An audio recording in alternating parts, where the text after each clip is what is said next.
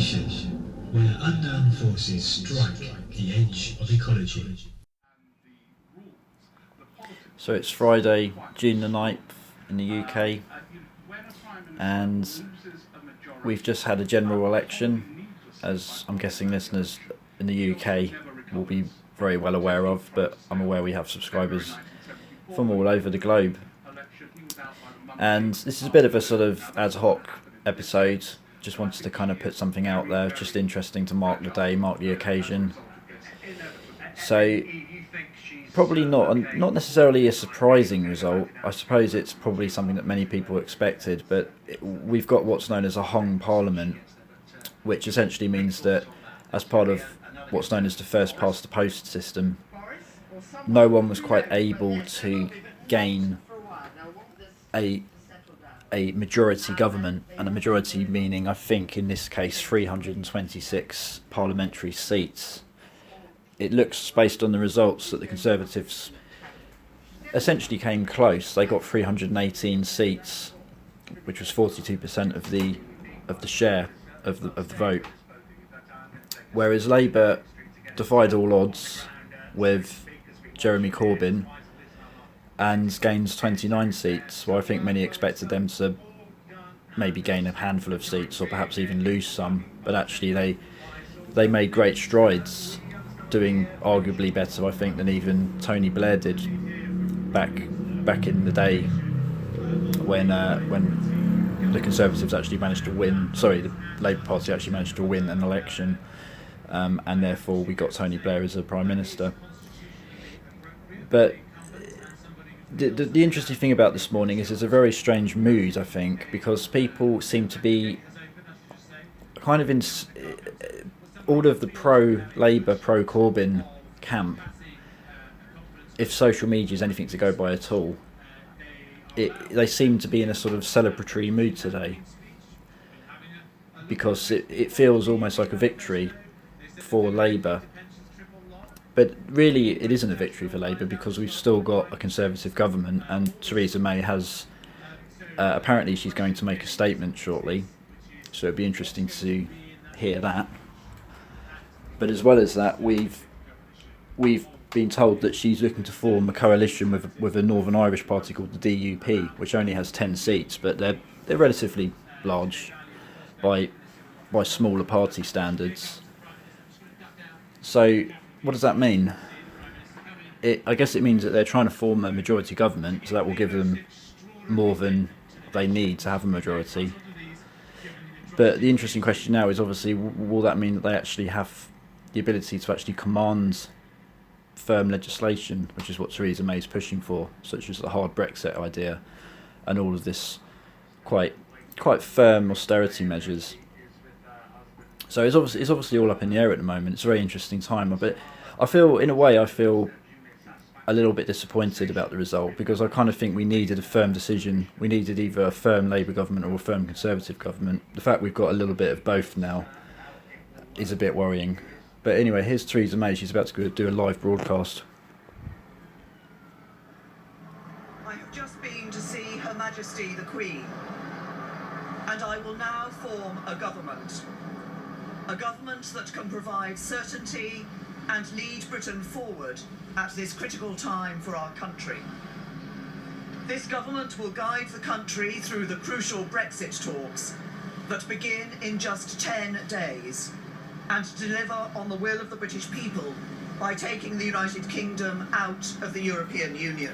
So she's reaffirming Brexit. It will work to keep our nation safe and secure by delivering the change that I set out following the appalling attacks in Manchester and London, cracking down on the ideology of Islamist extremism and all those who support it, and giving the police and the authorities the powers they need to keep our country safe. The government I lead will put fairness and opportunity at the heart of everything we do, so that we will fulfil the promise of Brexit together, and, over the next 5 years, build a country in which no one and no community is left behind. A country in which prosperity and opportunity are shared right across this United Kingdom. What the country needs more than ever is certainty.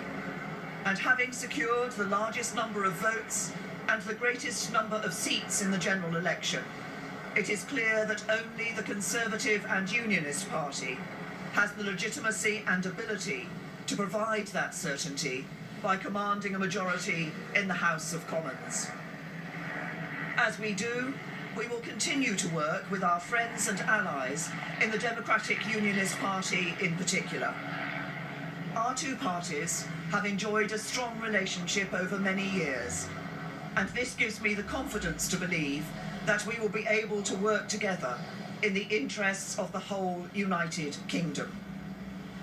This will allow us to come together as a country and channel our energies towards a successful Brexit deal that works for everyone in this country, securing a new partnership with the EU which guarantees our long-term prosperity. That's what people voted for last June. That's what we will deliver. Now let's get to work. Interesting. So that was Theresa May. Theresa May. So quite firm. Making a speech there that she had prepared for if she won a majority. It's almost something we heard on the campaign trail, as if nothing has changed. She talked about Exactly. So that was one of the Sky News pundits there, just making an initial comment. I'll turn that down now. But that's very interesting. So this morning the vibe seemed to be that Theresa May and the Conservatives were actually on a back foot, and there was even talk of Corbyn being the PM. There was noise about how he actually might even try and form some sort of coalition and try and challenge Theresa May's authority. But I think perhaps social media got a little bit carried away with itself there. I think there was a bit of an echo chamber going on there with people, arguably quite rightly getting a bit ahead of themselves because of the shock at how well Corbyn seems to have done yesterday in terms of Labour and the amount of seats that Labour took from various other parties. But that seems to me like business as usual, that speech. Theresa May seems to be reaffirming Brexit, reaffirming the negotiation timeline for Brexit as well. She made clear it would start in 2 weeks, so I think that puts an end to this idea that it's going to get delayed. And also she just seemed to be on track in terms of where I think they were talking about taking the country before the election as a party. But that may cause a lot of anger, I think, with the Labour Party and with Labour supporters, because I think this is one of the problems perhaps with our system, but no system's perfect. Corbyn came close, very close in fact. I mean, closer than many expected, but does it actually mean a lot in the end? Who knows? I suppose it means that there will be more parliamentary debate about bills that get passed and the Brexit negotiations. But I don't think we're anywhere near this idea that people like Tim Farron of the Liberal Democrats were talking about, which was the idea of a potential for a second referendum and stuff, because even Jeremy Corbyn is against that idea.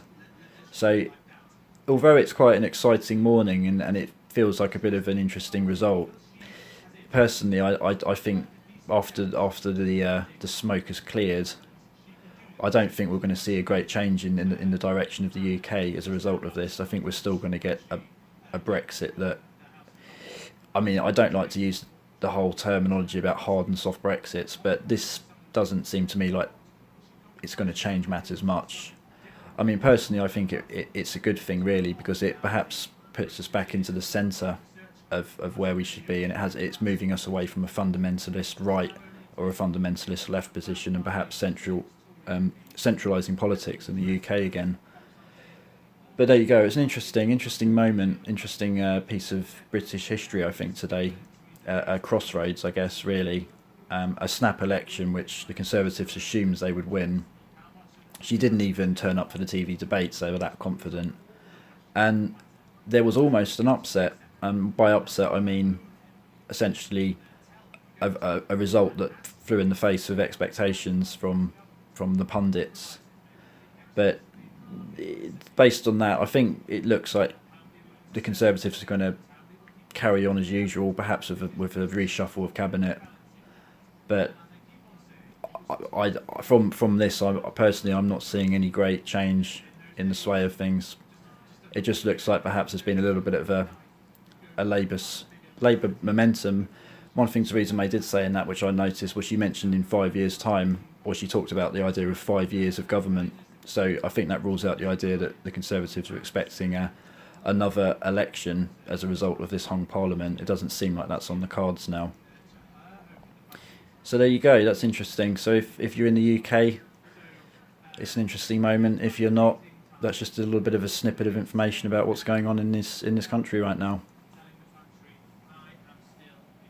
Referendum of last year, but of course it was in their manifesto, which has been rejected, that Britain would come out of the single market and the customs union.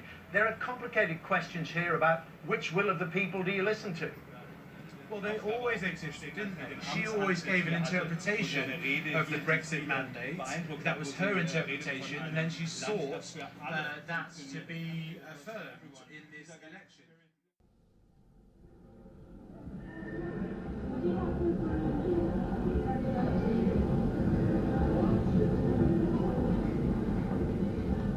The information where unknown forces strike the edge of ecology.